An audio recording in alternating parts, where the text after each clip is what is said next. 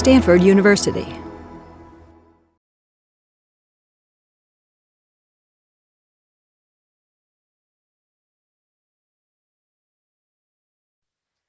Hello, I'm Dr. Tia Rich, the Director of Contemplation by Design, and we warmly welcome you to this evening's session with Reverend Angel Kyodo Williams. As you know, the session is titled New America, Race and Restoring the Democracy That Never Was. Reverend Angel is known for her willingness to sit with and speak uncomfortable truths with love. She inspires a contemplative approach to evolving democracy in America. Reverend Angel has been called the most intriguing African-American Buddhist by the Library Journal. Angel Kyodo Williams was made for these times. She has been bridging the worlds of transformation and justice since her critically acclaimed book, Being Black, Zen and the Art of Living with Fearlessness and Grace, was hailed as an act of love by Pulitzer Prize winner Alice Walker, and a classic by Buddhist pioneer Jack Kornfield. Her more recent work, Radical Dharma, Talking Race, Love, and Liberation, is igniting communities to have conversations necessary to become more awake and aware of what hinders liberation of self and society. Reverend Angel applies wisdom teachings, embodied practice, and is the leading voice for transformative social change. Let's give her a warm welcome through the Zoom medium and just our being present as we begin to receive her teaching tonight. Welcome, Reverend Angel. Thank you so much. It is a pleasure to be here with you all. I see that people are still streaming in. Tia, thank you so much for your warm welcome. And Mia, thank you for supporting us in the background. I'm Reverend Angel Kyodo Williams, and as I said, I'm really, really happy to be here with the Contemplative by Design project and program and all of the people choosing to spend their evening with me. I am here this evening to share a little bit of thoughts that hopefully will align with exactly where we are in this moment in time, and particularly take advantage of the fact that we are in this program here of Contemplative by Design. And so to begin the exploration of the topic that we'll share about New America, Race and Restoring the Democracy That Never Was, what I would like to do is invite, to begin with, a contemplation for all of us. And the reason I want to begin with a contemplation, naturally because this is the program that we're in, and also because much of the speed of the momentum that we're in these times, much of the great amount of challenge and difficulty that we're facing in these times really pulls on so many of us to not really have a moment in which we invite ourselves to become present and to rest and to ground in the moment and the space that we're in. So rather than just starting with talking right away, I just really want to invite everyone in this moment, wherever it is that you may be, in your home, maybe taking a walk with us, maybe tending children in your home, maybe with your parents, maybe there are loved ones that you've spent a great deal of time with. And as all of us know, we spend an enormous amount of time on Zoom these days. And so I'm particularly grateful for anyone that, still shows up to be able to be present to these things. And it's a real testament to your commitment and interest in what is happening in our lives and in these times, and the way that these experiences are touching all of us. So I want to invite us to just take a moment and to ground wherever it is that you are right now. A lot of times we use this idea of grounding and it becomes somewhat amorphous. And what I want to invite is that we actually really touch the ground, have a sense of re-relating to the very ground, to the very earth that we are connected to, that we are embodiments and we are expressions of.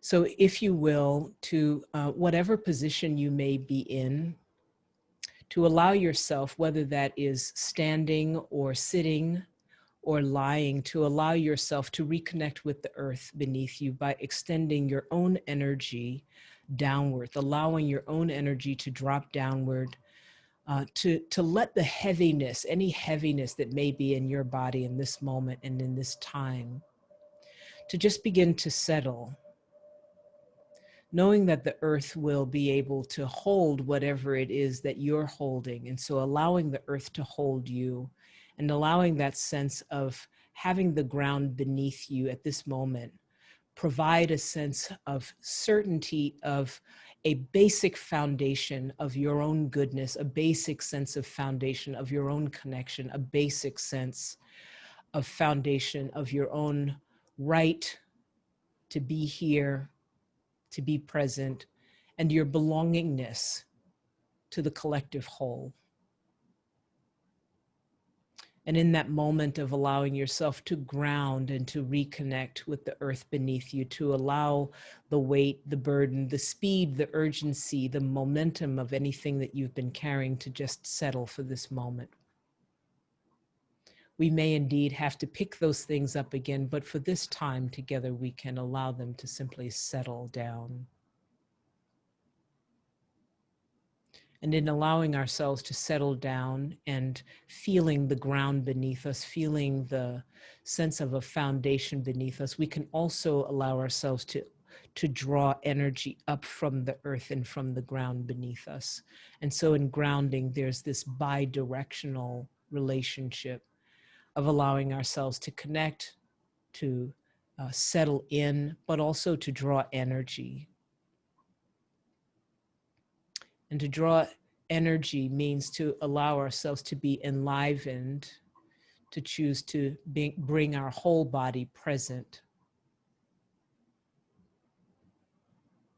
to invite all of the parts of ourselves that are often left out and left behind when we're moving with a great deal of speed, with a great sense of urgency, holding many challenges that we can sometimes end up leaving parts of ourselves out. So I want you to take a moment and consider what part of you may be typically left out, and to invite the whole of yourself in, the whole of your challenges, the whole of your joys, the whole of your uncertainty, the whole of your dreams, the whole of your sense of loss you may be carrying, the whole of your sense of tentativeness, but also the whole of your sense of commitment that is evidenced by your being present in here right now. To allow yourself the wholeness of your complexity in your being, whatever race, whatever body, whatever gender, whatever sexual orientation, whatever confusion you have about any of those things, or whatever complexity that you're holding in the questions themselves, to allow the whole of that to be here with us in this place today.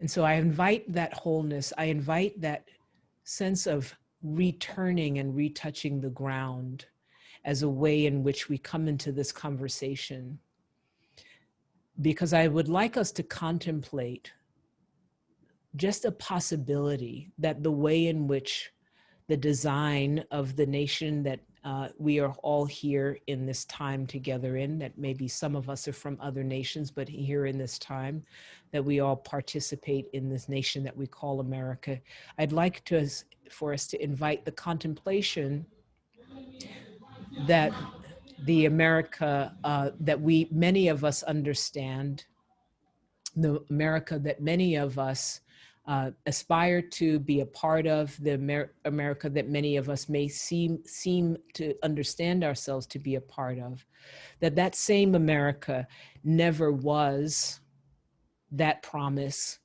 for many of us that are also here as well.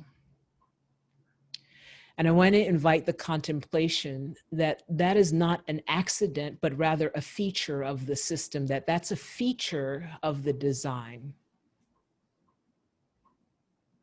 that the design of America, from nearly its inception, or from the inception that we understand as the America that we've come to live in, that the design of the system as we abide in it has always been such that there were certain people that were not meant to have an access to the dream that we call the American dream. And that the truth of that, that the reality of that, that the way that that plays out in our society today is not an accident, it's not a bug in the system, but rather it is the core operating system, that the evidence of the flaws that we see are not, the evidence is an indication of the design, rather, and as we're speaking about contemplation by design, that rather it being a flaw or it being a problem of the system, that is the very design of the system. So we find ourselves here today in the presence of what is now understood as the most massive and diverse uprisings ever recorded in known history, both massive by numbers and sheer numbers of people participating, but also diverse by sheer differences in types of people participating. And what people are uprising in response to is the sense that our democracy, as we understand it, is being impeded upon. By the palpable realization that what many of us have held to be dear, to be true, to be an expectation of what it means to live in what we understand as America, is being impeded upon, is being denied to particular people. And yet it doesn't take much for us to turn around and look at the structures that we live in to realize that that infringement has always been there. That not only has that infringement been there by accident, but that infringement has been there in order to allow America to be what it is today. That the America that we have come to understand has always required a division of peoples and an assigning of values to people's bodies, in order that some people would have more and some people would have less, that some people would be entitled to greater access, more possibility, greater wealth, that it necessitates that an entire body of people not have that access and in fact be the contributors to that access, the contributors to that wealth, the people that are required to be at the bottom so that some people can be at the top. And in order to cast that dividing line, we have the construct of the idea of the false notion of a racial division of people, not just the racial division of black and white, but the racial divide of a binary that insists that people align themselves or be located along this continuum of race between black and white. And as a result of that binary, of this continuum of black and white, that individuals are thrust into a challenge of trying to always understand themselves in relationship along that continuum, whereby that continuum suggests that the closer they are to the white race, the so-called white race, the better off they are, and the closer they are to the black race, the so-called black race, the worse off they are. That in fact, the expectations for everything that we understand as the American dream are fundamentally aligned with being closer and closer to the line of the white race and further away from the line of the so-called Black race, regardless of the skin color, of the heritage, of your background, of your class, regardless of any of those things. The closer that you are and situate yourself to the so-called white race, the more access you have to this idea of an American dream. If we contemplate that has existed in our system since the beginning, if we contemplate that, then it becomes quite clear that the idea that the democracy of America that we have come to understand, that we hold in our imagination, is never was never the American dream that has ever existed. That in fact, the American dream that has always existed has been an American dream that it expects that we remain divided by race, an American dream that expects that we will abide by that division, an American dream that expects that divide will become part and parcel to how we understand ourselves, that we ourselves as individuals of all backgrounds will shape our very ideas, our very concepts, our understanding of what is true and what is not true along these ideas of the division. The American dream is not that every single one of us will be able to have equal access to the opportunity to thrive, equal access to the opportunity to be housed well, to be fed well, to have health care, to have all of the rights, to have voting rights. That the American dream has in fact been one that says, what I will dream for always is to be closer and closer to the pinnacle and ideal of success that is embodied by the so-called white race. That the American dream has not been one that has been, as we say, out of many, one, but rather out of many, lean to one side, align with one body of people and move ourselves further and further away. In some perfect kind of scheme and imagination, that would mean that there were very certain people that we could say benefit from this structure and certain people that we could say don't benefit, and then everyone in between somehow remains safe. But the fact is that by the very design of the construct and the divide of race, it situates every single one of us, no matter where we stand along that spectrum. It situates every single one of us in a divide against our own natural human nature. So that the challenge of the American dream situated in the divide of race is not a challenge of these people against that people, white people against Black people, but rather the fundamental challenge in the divide of the American dream creates the divide against our very own selves. That we are not pit white against Black, that we are not pitted Black against brown, that we are not pitted yellow peoples, indigenous peoples, mixed race peoples against white peoples or against Black peoples, that we are pitted, in fact, against ourselves. That we are pitted, in fact, against the very notion of a democracy, a government by and of and for the people from its very inception. That by design, the America that we always have had an idea of and a concept of never existed except in our imaginations.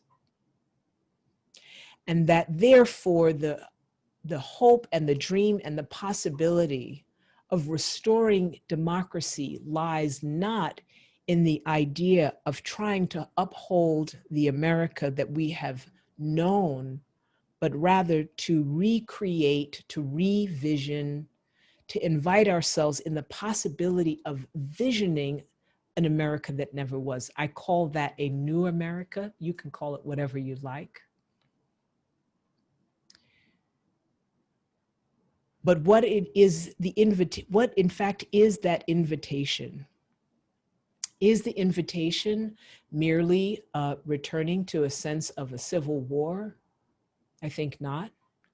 I think that when we situate ourselves in the idea of organizing ourselves to define power on the terms of the people that hold power, we set ourselves up for a war that can never be won. That instead, the divide that exists in the external reality on the basis of race is most profoundly attended to by locating that divide in our own bodies, in our own beings. And for me, that is why so much of my work is situated in relating to and being in conversation with people that are invested in the idea of contemplation, in the idea of investigation, in the idea of inquiry as being the most profound tool that we have as human beings in order to find our rightful place in the entire relationship, in our entire relationship with all of humanity, not just inside of within political spectrums, not within racial divides, not within the divides that are created by a sense of the haves and have-nots, not within the structures of caste, not within the confines of privileges offered and privileges withheld, but rather to find ourselves whole, made whole by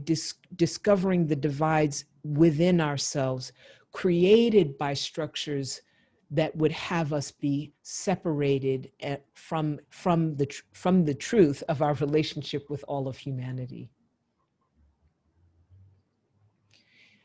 Not too long ago, it seemed really for me quite yesterday, there were many, many conversations, and we were in a surge of understanding and revisiting our awareness as a country, as a collective body, of what it meant to reach the marker, the substantial marker of 400 years since the enslavement of Black African peoples. And I feel that we have come to a time that rather than counting our relationship to that terrible scourge of humanity, that terrible construct that so created such harm and devastation, not just on Black and African peoples, but also on the spiritual being and unfolding of all of the peoples that have brought in to be complicit with that system, that rather than continuing to count those numbers, that instead I invite us to begin to think of now and this year as year one. This year as year one to begin to restore, to not restore the democracy that never was, but rather to bring into existence the democracy that we have always hoped for.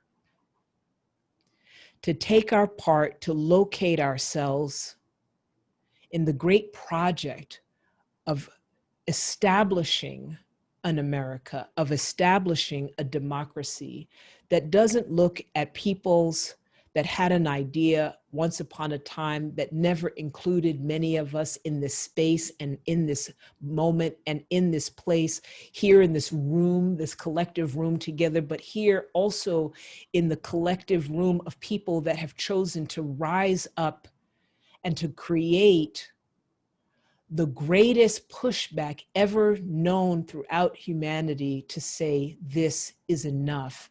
I will not be divided, not just from other people. I will no longer abide by a divide within myself. To make this year one of an effort to establish a democracy that is truly of the people, and let those people be every people.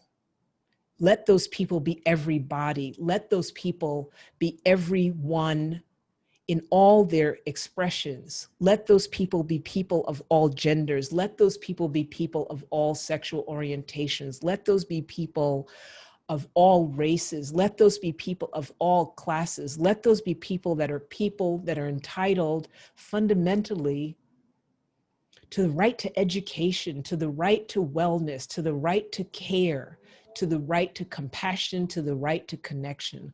Let our democracy be a democracy truly of all peoples. Let us start this in year one. Let us start this now.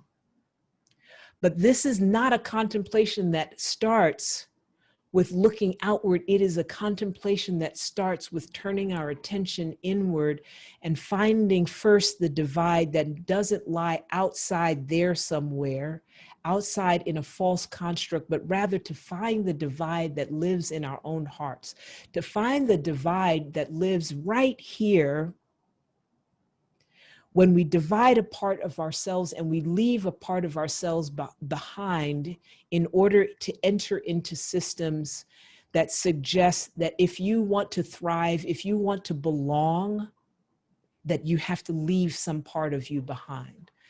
Therein lies the first moment of aggression. Therein lies the first moment of violence, because every time each one of us denies the possibility of our whole truth, our whole being, our entire one voice, everything that makes up who we are, every time we leave part of it behind, we give ourselves permission to leave someone else behind. We give ourselves permission to say some people have greater value in the same way that we say some aspect of ourselves has greater value, greater permission to thrive than some other aspect, some other part of our truth.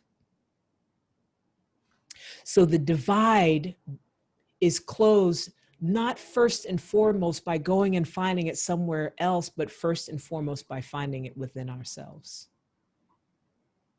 I want to invite you into a contemplation of something else. Many times when we have these conversations about the idea of an America that never was, and I did the research because I figured I'm not the first person that is saying, well, America never existed. Many times what we have is a quick turning around and saying, oh, but the America that never was will come to be because the designers, the framers, put essential ideas into play. And so that is evidence that the America that we hope for can come into being. And for me, I see that as a mental trap that turns our attention back around to trying to hold on to the idea that never existed, which distracts us from the potential of being able to stand in this moment in our whole truth, to look around in the society that we have come to be, not because of the frame, but despite the frame. To look around that the society that has allowed for a certain amount of freedom because people insisted upon it despite the structures in opposition to that freedom, to that liberation. I invite you to contemplate that those expressions of freedom that have existed despite the structures and systems that resist them have come about because of individual people's commitment to their own humanity, because of individuals' commitment to understanding that far beyond laws, far beyond structures, far beyond systems that have at different points even decided that human beings were less than full human beings, 3/5 of a human being, because at those particular points in time, people decided enough, that my freedom, that my liberation supersedes all of the laws and systems and structures that any man can write. That if we turn our attention to trying to solely abide within a system that was not designed for most of us, we will always fall prey to the concepts and ideas that we have inherited and been shaped from by that same system. In the work that we and my co-authors, Lama Rod Owens, who you'll meet, and Dr. Yasmin Saidullah, who you'll also meet, one of the central theories and frameworks that we offer is, we call this the Radical Dharma Framework, or very lovingly known as the RD5. And in that framework, that begins with a contemplative approach, that begins with a contemplative approach that goes on to embodied practice. Right in the middle, we situate ourselves in a liberatory path. From there, prophetic praxis, and then a collective process. But at this time, I want to talk about the liberatory path. Because the liberatory path is the moment that we turn from just the individual work that we have to do and understand how our individual work, how our individual practice, how our individual contemplations connect and lead into a path that allows for the liberation of all. So in that liberatory path, one of the central premises is that we have to understand that by design, the liberation of Black peoples allows for the liberation of all peoples. That any liberation, any liberatory path that is designed within a system that necessitated the binding, the incarceration, the enslavement, the degradation of one particular peoples, by design, the liberation of all peoples is situated in centering the liberation of the same people that binds us all to be complicit with that system of degradation, of violence, of incarceration, of enslavement. This is a challenging concept for many of us to grasp, because one of the things that is central to our notion of the American dream is equality for all. But when equality for all demands that certain people, by design, Black African peoples, when that system says in the same breath, equality for all, except for these people, we will always, from that contemplation, from that concept, we will always allow ourselves to allow for certain people to be devalued, for the very basic reason for any of us, in order to have any value, we must insist upon the devaluing of others. We will always be entrapped within that system if we adhere to and uphold the values of that system. So in this year one, let us begin to lay out a liberatory path in which every single one of us can understand that Black Lives Matter is not a separation, but Black Lives Matter is a connection of liberation on behalf of all peoples. Let us interrogate the idea that undoing police structures that began on the basis of violence against Black peoples will never be able to free themselves from that fundamental design. So that to defund the police or to reduce and alter the police force as we know it is not to devastate the possibility of having law and order, but actually to allow for the possibility of true equality and freedom for all of us. Let us begin to contemplate that many of the things that once upon a time we couldn't even speak the name of, we couldn't even speak the idea of white supremacy without it being an affront to people that understand themselves as part of the white race, that by liberating ourselves from the idea that to not be able to name what it is that we're seeing is actually to free us to become more of our whole selves and to not be bound solely by the idea of race to begin with. That to allow ourselves to be educated, to allow ourselves to contemplate the idea of what it means for me to be absolutely whole and complete and free, to allow myself to be able to love and be connected to anyone, regardless of race, regardless of heritage, regardless of class or so-called caste, is to begin to allow for the democracy that never was, that was always infringed upon by the construct of race.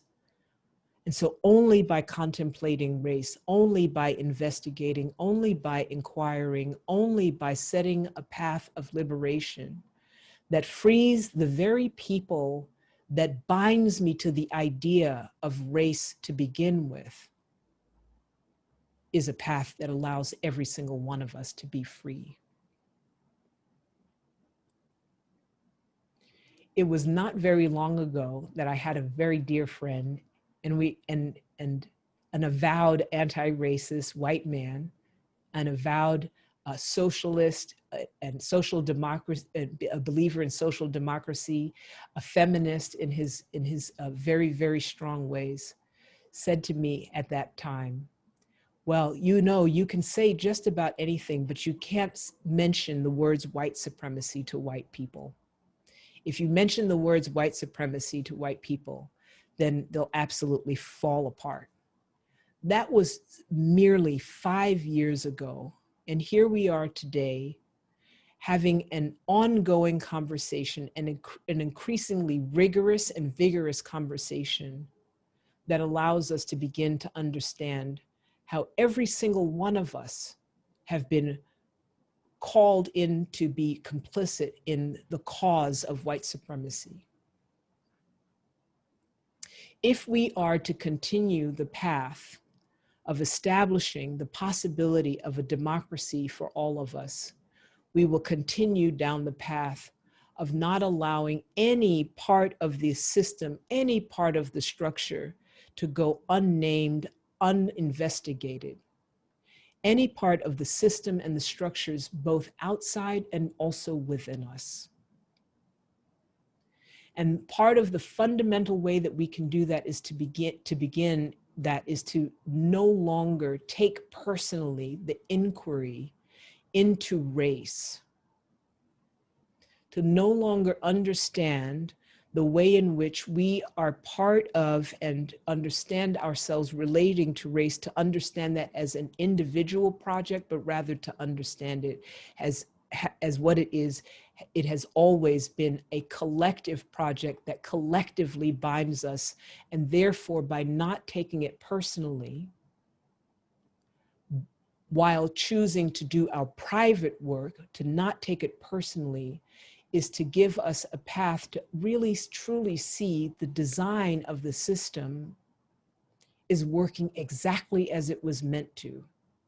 And that the only way out of this design is to allow ourselves the opportunity and the permission to inquire into every aspect of that design, whether we are inhabit that design externally or we live in that design internally. The other thing I invite you to contemplate, and because I can't see all of you, I'm not quite sure where you'll stand on this. But the other thing that I invite you to contemplate is that the moment that you begin to count yourself out of participation in this system, as flawed or as functional as it actually is in terms of its consistent and persistent ability to cast some people aside, the moment that you choose to opt out of participation while you are doing your investigation, you do the bidding of the oppressors and the designers of that system.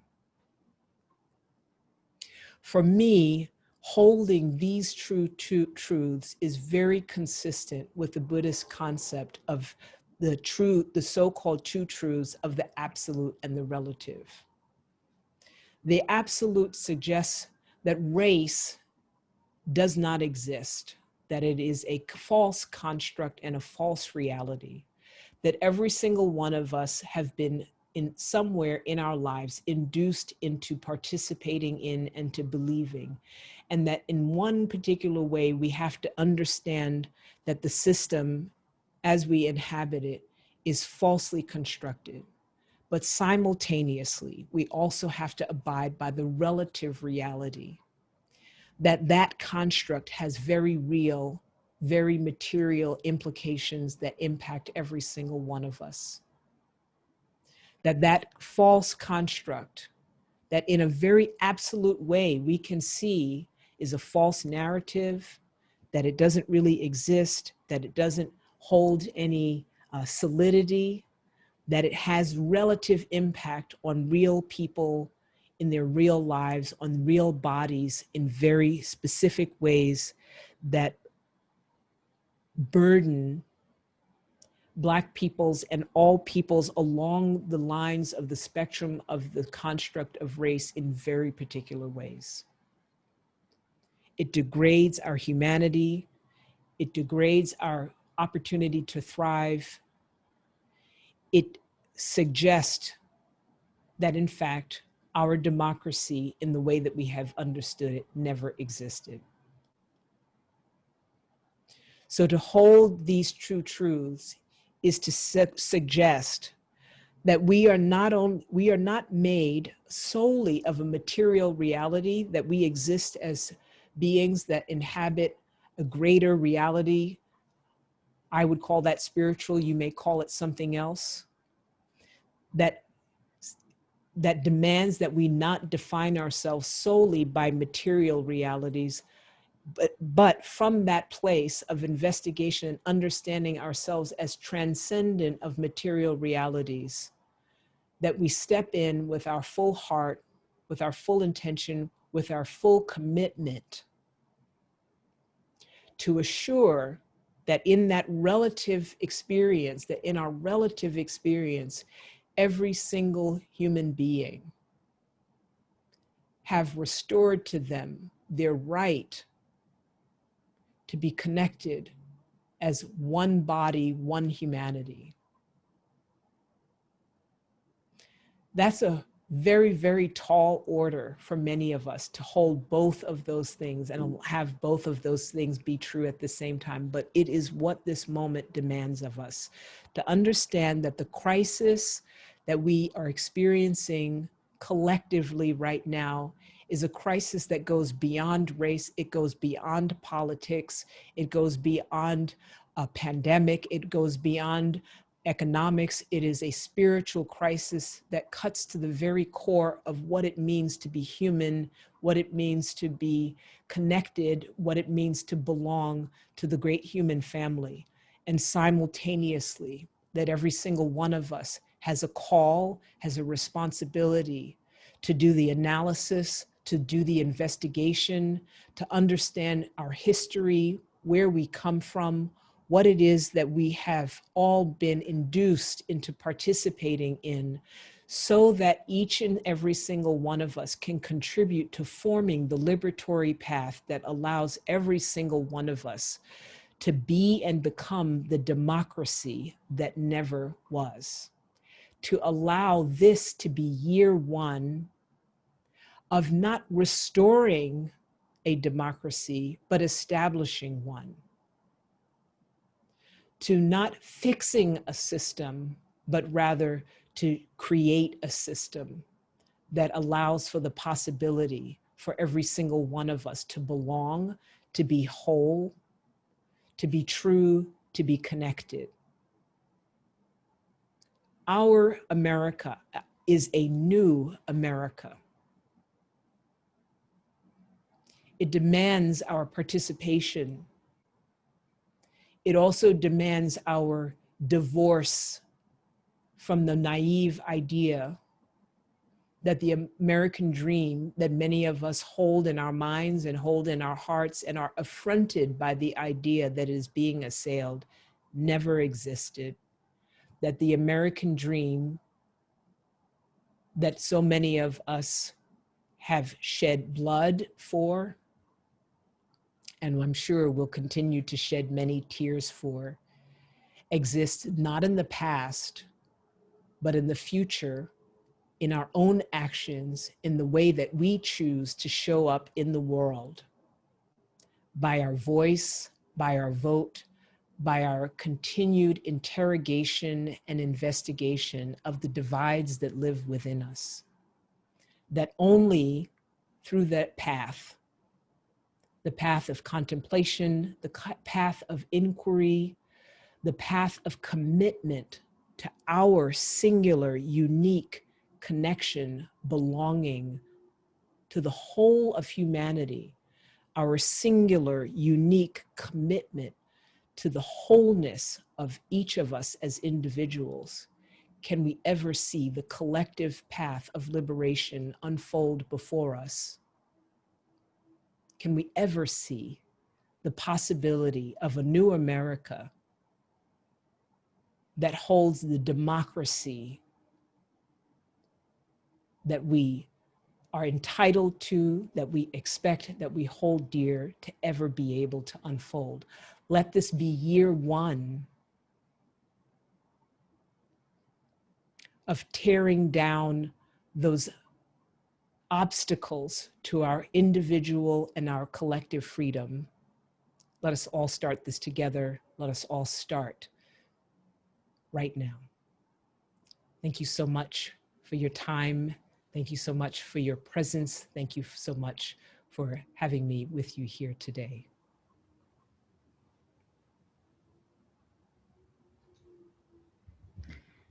Reverend Angel, thank you for your inspiring, broad, and deep perspective that calls us to create a new framework.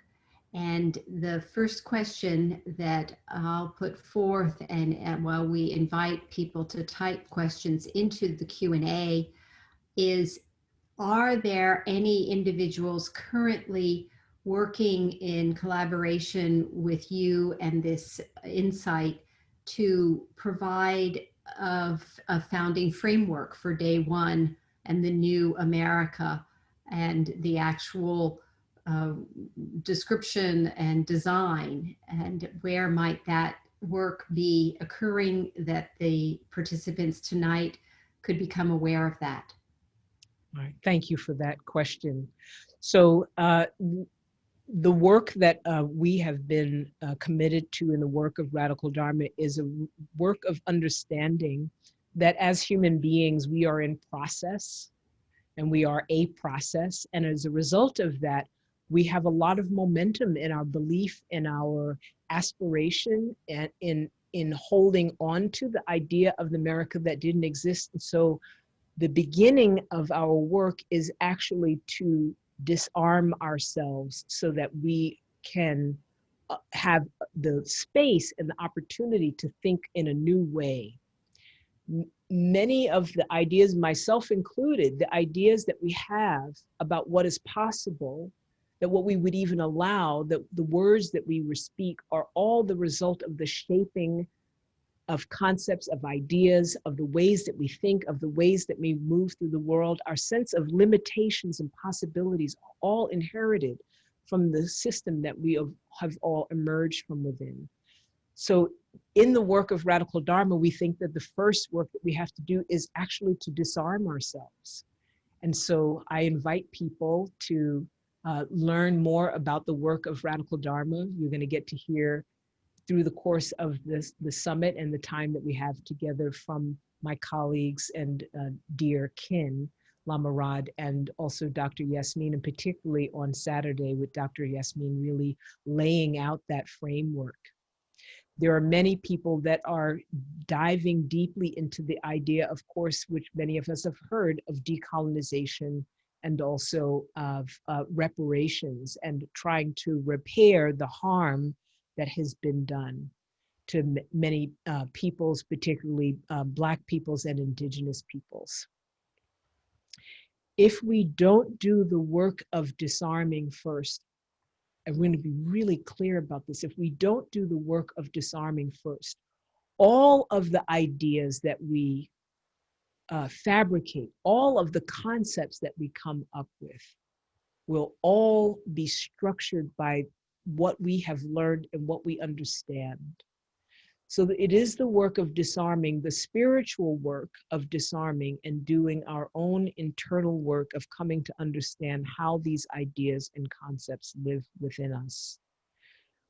Most often what we want to do is we want to go out and try to find something outside. But I think that for many of us, as a result of how we've been shaped, that to begin with contemplating how it is that these structures of oppression, of violence and aggression live and play out in our own bodies, in our own immediate systems of family, in the ways that we relate to the people that we love and that we care for. And from there, we can begin to extend further outward.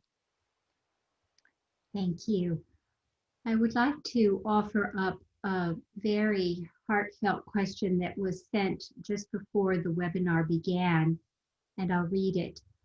I am very much in the process of healing. As a Black Dharma practitioner, I find it hard to navigate this line between my suffering being caused by external conditions and suffering being a result of my mind's reaction to those conditions. I feel like I've become accustomed to the gaslighting that so often comes from this society, that my default reaction is that all of this suffering is my own fault. And if I only practice harder or more faithfully, I will be able to endure. I tend to avoid confrontation in many cases, but I don't know if I'm being authentic or just doing all of the labor in order to make white people comfortable. From many teachers in predominantly white spaces, I hear their interpretation of liberation to be a sort of self-sacrifice, but in a way I've been sacrificing myself for my whole life in multiple lifetimes. In your book, Radical Dharma, you talk about the possibility of mistaking gentler suffering for liberation. My question is, how can I avoid this trap? And does liberation mean something different to each embodiment? It absolutely 100% does. And I thank you for that, not just question, but really sharing and acknowledgement and personal exploration that you're doing. I want to say to you as a Dharma practitioner that the fact of your question is evidence of your understanding what is true. So you actually know what is true here. So I want to start with that and then say, so I hope you hear that. And then say, for the purposes of the audience, I'll add these words. When I began, I encouraged us to begin with a grounding that starts to bring the whole of who you are in. The concept of radical Dharma is situated in this idea.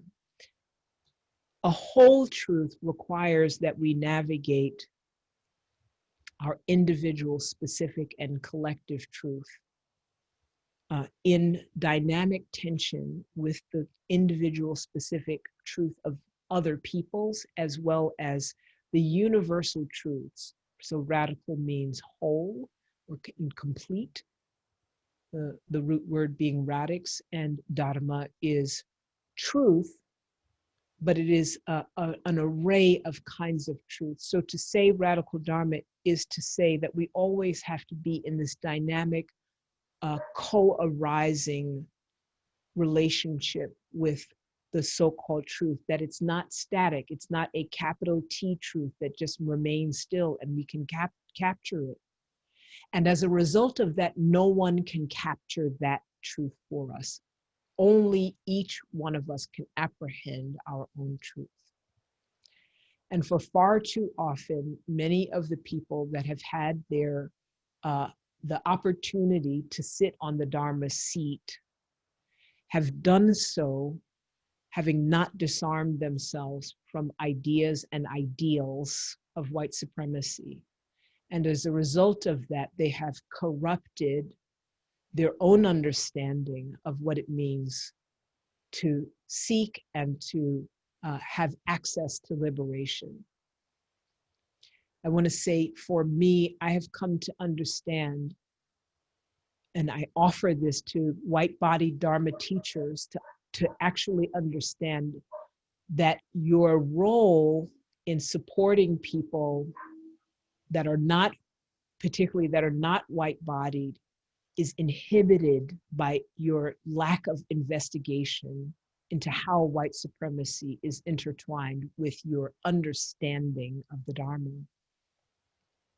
And as a result of that, you will corrupt the Dharma for people in especially Black bodies, but also brown and white-bodied people, by not doing your own labor in understanding that whiteness is not the Dharma, and therefore to not interrogate every single thing that is a construct is to avoid the complete truth of the possibility of liberation for yourself, and then most especially for others, because you have that role.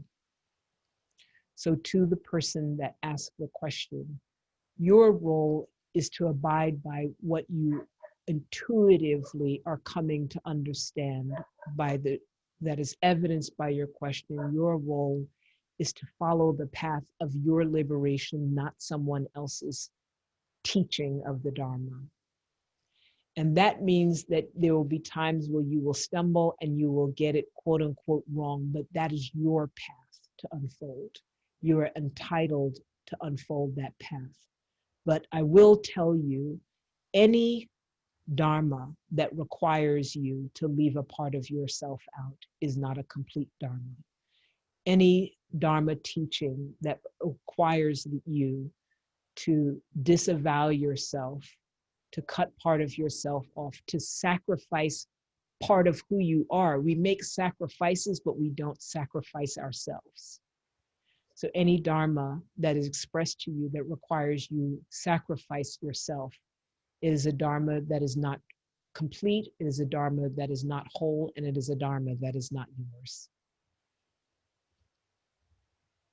Thank you for that healing and broad answer. Carrying forth from there, there was another inquiry that says, can you speak a bit more about the idea of radical love and what that means to you?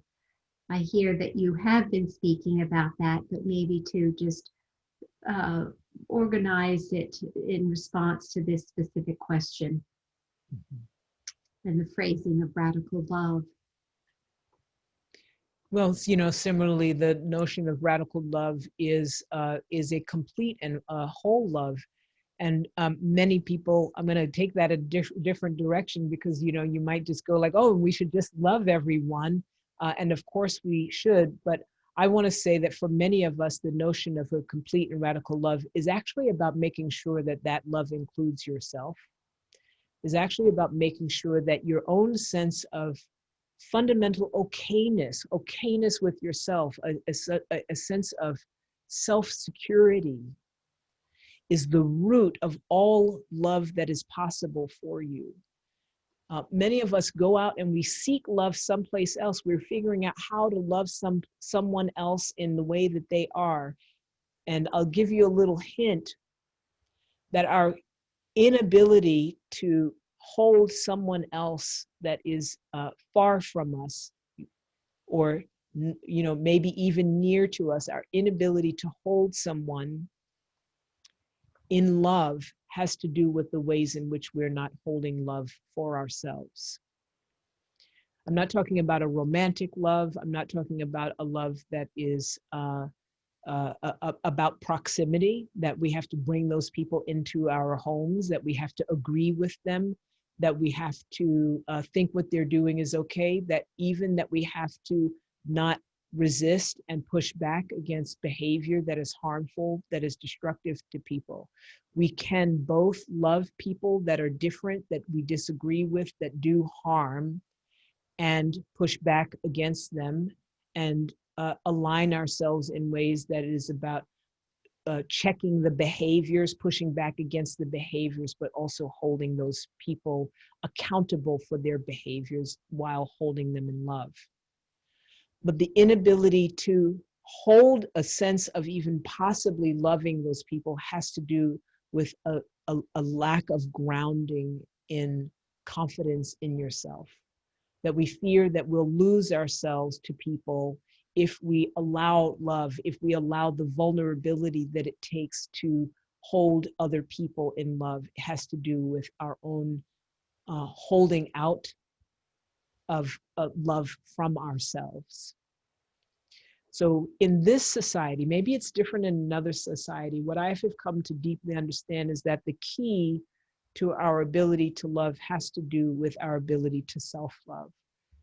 And that's very much what I was pointing to early in the conversation, in the lecture, is to say that because we have been set against ourselves, because these systems and structures set us against humanity itself, our natural and organic impulse to be in connection and care and compassion with people, as a result of that, we are set against ourselves internally and our own capacity for love for ourselves and with ourselves.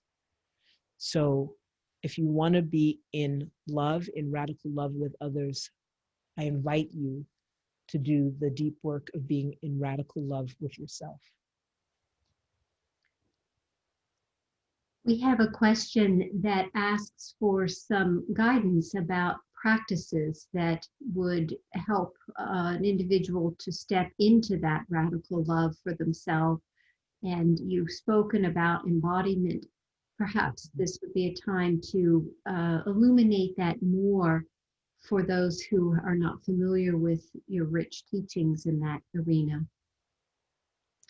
Yeah, so one of the, I believe the core wounds of the structure and the segregation, literally the segregation of America and the segregation of ourselves from ourselves, the way that I speak about it has been the disembowelment of Black peoples, African peoples, and the disembodiment of white peoples. So that those two disconnects were required in order for these systems to be able to survive and be perpetuated. And that disembodiment, and by disembodiment, I mean the ways in which our natural innate wisdom is disconnected from the way in which we function in the world. Our natural impulse towards love and compassion is disconnected from our actions that allow us to be complicit with systems of oppression, with systems of degradation, with systems of harm and violence and destruction. So in order to bring ourselves into a place in which we can become whole again, we have to begin to become embodied again. And that is about being able to have practices that allow us, and I want to say the most succinct thing that I can direct you to is to allow us to be able to tolerate the discomfort of our own experience. To allow us to, so we all need practices that are rigorous and intentional, that allow us to to become comfortable with the discomfort of our own direct experience. How do you know you're uncomfortable with your own direct experience? It's measured by the level of your distraction from your own direct experience. So the fact of distraction is evidence of our discomfort with being present with our experience as we are right now.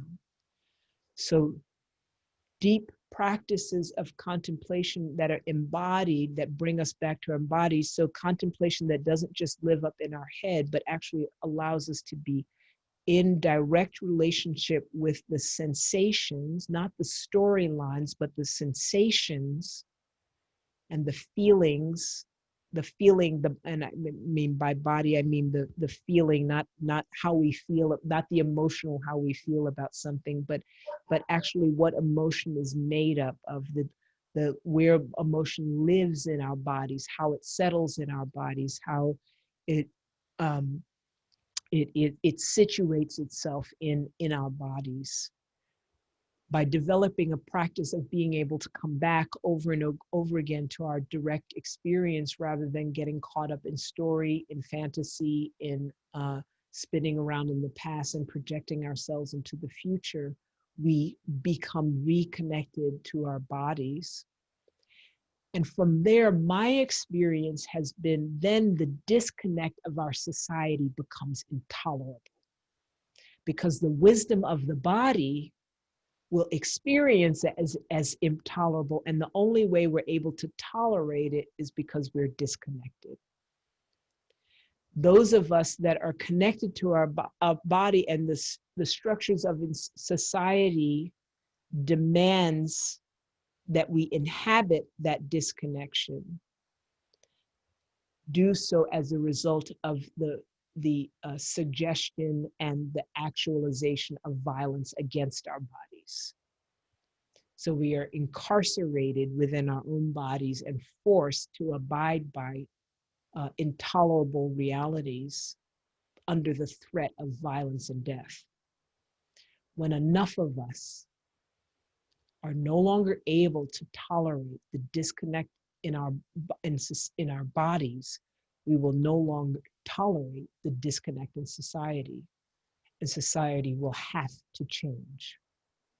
Thank you for helping us to be called back to our whole selves and our embodied wisdom and truth. Part of the questioning that arrived before the webinar began speaks to the world of academia. Reflect on your observations of how the conventional, traditional academic system contributes to disembodiment, and then how that academic trajectory can lead to academic study of Buddhism and constructs of the Dharma that are disembodied and may not offer the kind of insight and wisdom that you're providing. We suggest a formula of, I spoke about first disarming, right? So just to disarm. So that is,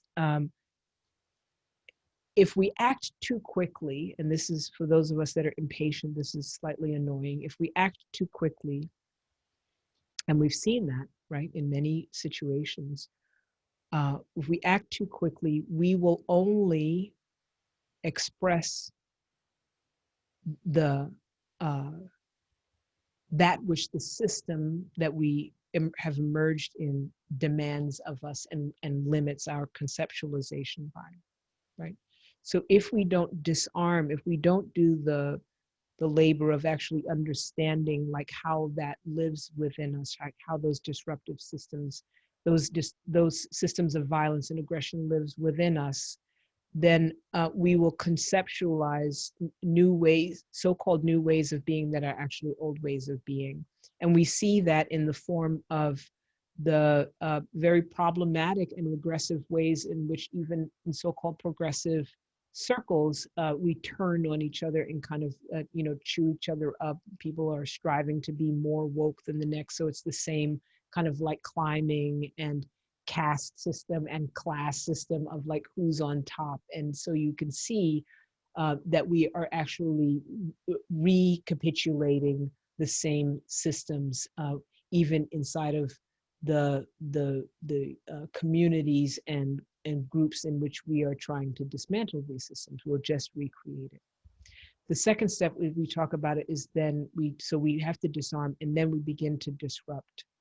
So for those of us that are inhabiting systems such as the education system, particularly higher education, once we are aware and begin to, and this is not like 100% linear, but once we begin to reconnect to our bodies and become comfortable with our own truth, right? Become comfortable with our own truth, then we can begin to disrupt those systems, not out of a way that recreates that same harm, but in a way that actually begins to express something new. And when we express something new, so for instance, the concept of radical love, so when we're able to express something new that that holds those systems accountable, but holds the systems accountable not from a place that goes into aggression and violence.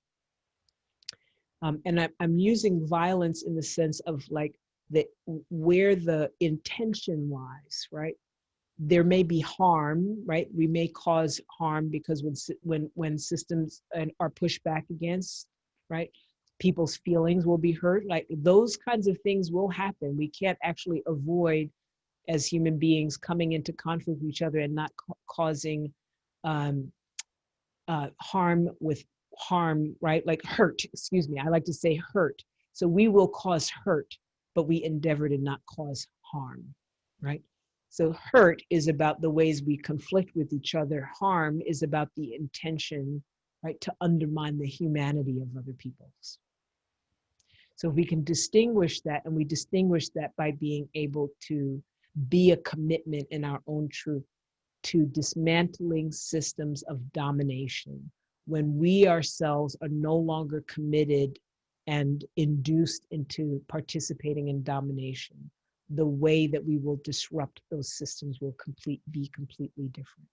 And so that is the beginning of a path. And the final one is to deconstruct, right, those systems and to understand them and understand how they operate, so that whatever it is that we recreate, whatever it is that we create, not recreate, whatever it is that we create, does not replicate those systems again. So it is a longer path. There are frontline things that we need to do immediately to take care of people, to save people's lives. And then there is this intentional path that is about reclaiming the whole of our humanities, that is longer, but it is sustaining, and it is what is necessary for us to actually shift society. Thank you for helping us to understand the distinction between hurt and harm. Continuing this line of inquiry, a question asks, how can we help others with different viewpoints to contemplate, reflect on injustices in society? Yeah, I think that this is one of those things that we act too quickly towards trying to shift others. So what I would say is, from where most of us stand, when we think about what it is that we need to shift others, is to begin by listening, and to be a commitment to listening, and by listening, what we do is we give ourselves the space to disarm the ways in which we are committed to opposition and domination, with a sense that like what I think about it is right, that they're wrong and I'm right. That we, and in listening, we get underneath and understand the hurt and the harm, if we trust, as I've said times before, if we trust the human heart, that any time human beings are acting out of alignment with the thriving of humanity, it is because they themselves are suffering. And by listening, we begin to to reveal their suffering, and from there we can speak into that suffering, rather than coming in with an idea that this is what you're doing and you have to change. I would say most fully developed adults do not respond well to that. So it is a losing proposition, just at a coarse level and at a refined level of what it means to really create the opportunity for transformation. Transformative change means that we ourselves have to be willing to be changed too. So if you are not willing to be changed, if you're not willing to go in from what I like to call a seat of love that allows you to be able to listen wholeheartedly to the people whose views you disagree with, then that's not your work to do yet.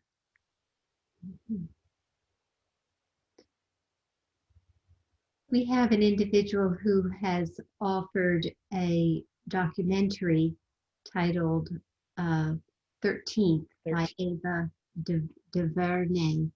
Ava DuVernay, like to yes. To that as a resource? Absolutely. Many of us have heard over and over again that you should learn your history. And that documentary by Ava DuVernay is really absolutely lovely. For those of us that are not ready for a whole set of books again, there's plenty of books, but it is a really beautifully rendered understanding of the 13th Amendment and how it is that we have how the country has unfolded itself, and the way in which we have lived in a way that has allowed people to continue to be degraded, where it is that we have come from the point in which many of us thought, well, we've had the end of enslavement, and really to come to understand that in fact enslavement and the degradation of Black peoples and the ways in which we have created the strata along that spectrum has continued and persisted through way of punishment, through the systems of incarceration that demanded that we essentially move the formal enslavement into the systems of incarceration that entrap Black peoples in particular within those systems. So I don't want to give away what the 13th Amendment is, but the documentary 13th will take you through that. And it's a very potent way of coming to reshape and disarm the naivete that many of us have about the country that we have come to understand in particular ways. Thank you for helping us understand what that resource offers.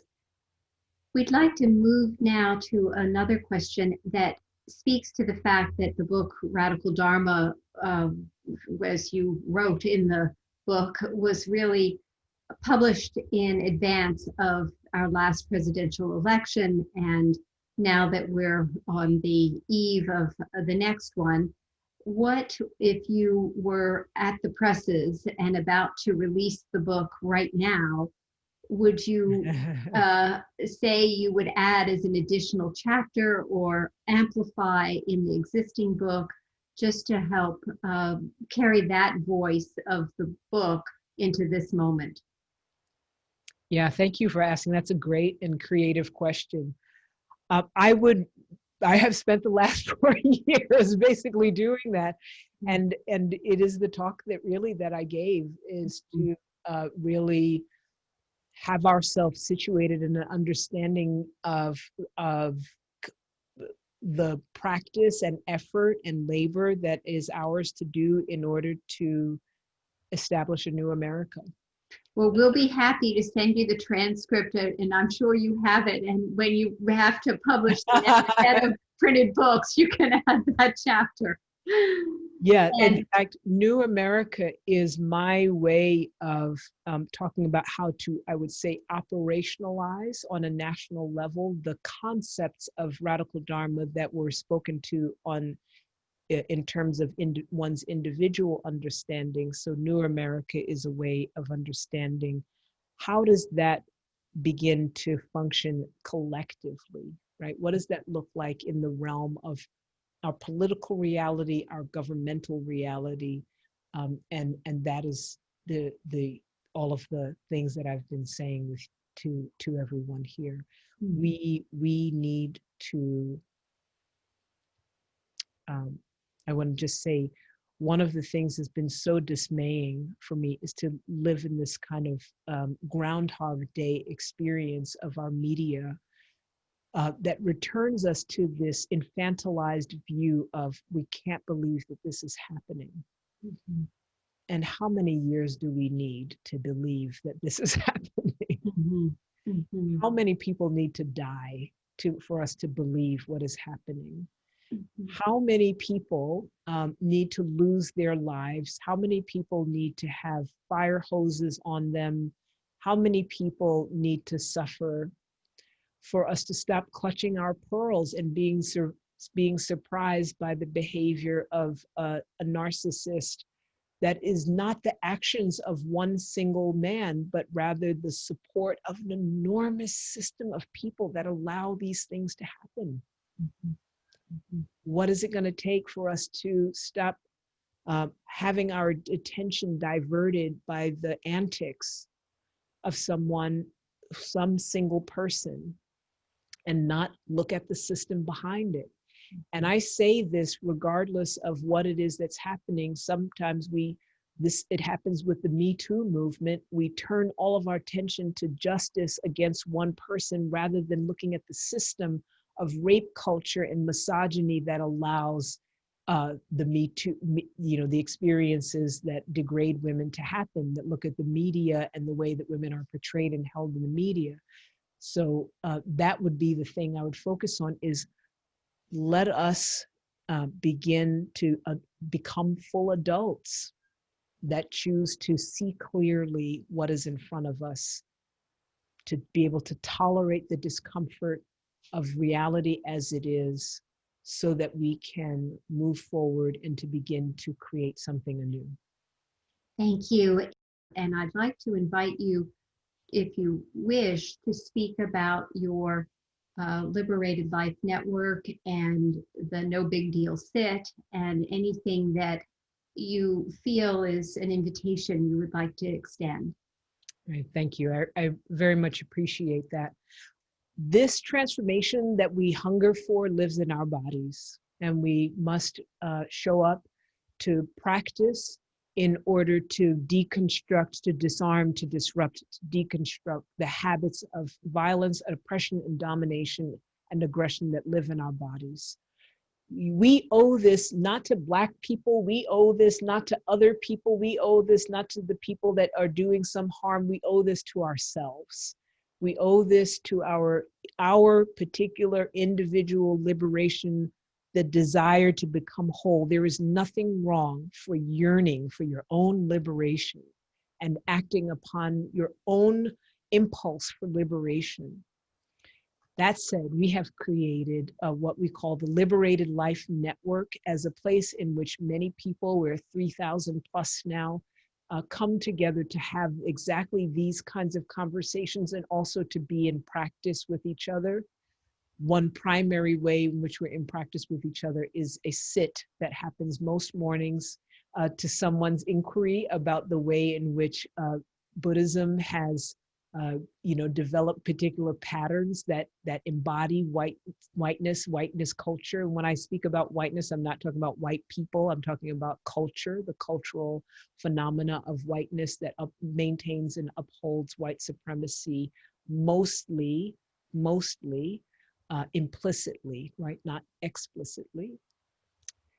And so because so many of our practice communities have upheld that, we created the No Big Deal Sit as a way to really say, and this is our motto, to come as you are and to leave as you must, so that we're not holding lots of formality and inquiry. It's an extraordinarily straightforward practice that really allows us to be in practice with ourselves, I like to say, alone and in the company of others. It's a profoundly intimate and lovely and surprisingly intimate and lovely experience. And so I really invite everyone to come. And the last thing I'll say is certainly please do come and find me on angelkyodowilliams.com. I just realized this today somehow, Tia. I have a new podcast. This is just a short series for those of you that may be new to practice. It's a short series in which I give, they call them bite-sized lessons, how to build a mindfulness practice for yourself. And the name of that practice, wait for it, is Mindfulness by Design. Thank you for making that resource available to us all. And I appreciate your bringing it into this moment so people know where they can take action steps. So since we can't see all the participants, feel free to just type into the chat your expression of thanks to Reverend Kyodo Williams. And I thank you from the depth of my heart and from my whole embodiment for your presence in the world and the messages that you're sharing. Thank you very much. Thank you so very much. Thank you for those beautiful chat. In No Big Deal Sit, one of the ways that we end is that we give ourselves hugs, and I'm sending all of you a big hug and invite you to hug and connect with yourself. We started it during the pandemic when many people were not seeing everyone else, and we've kind of stuck with it. So even though I'm not seeing your faces, I feel the energy and I see in the chat roll just lovely comments. I thank you for taking this time. I know you could be doing something other than looking at a Zoom screen again, and so thank you for being here. Thank you for hearing about New America. Let us make this year one for the democracy that every single one of us are entitled to. Let us understand centering liberation of Black peoples as the direct path to centering liberation on behalf of all of us. I am so appreciative of being here. Tia, thank you so much. Thank you for the formidable effort you made to come and get us. And I hope to see everyone on Saturday. Yes, thank you. See you Saturday. Thank you. Good night. Good night.